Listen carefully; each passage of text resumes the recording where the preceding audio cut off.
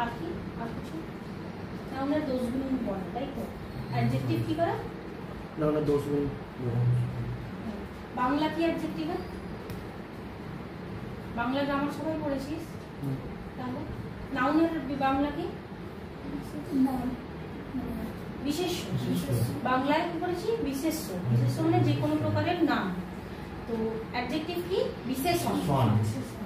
তাহলে বিশেষ্যকে যে বিশেষিত করে, মানে যে বিশেষ্যকে ইলাবোরেট করে বোঝায় যে সে কি বলতে চাইছে বা তার কি আছে তার মধ্যে, সেটা হচ্ছে বিশেষণ। তাহলে সেটাই অ্যাডজেক্টিভ, তাই তো?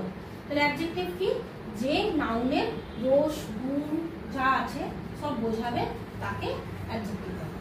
এরপর আমরা বাংলা ব্যাকরণে যখন পড়েছিলাম তখন কি পড়েছিলাম, যে কিছু কোয়েশ্চেন আছে, যেমন কি রকম, কতটা, কতগুলি, এইগুলো দিয়ে প্রশ্ন করলে যা উত্তর পাওয়া যায় সেই অনুযায়ী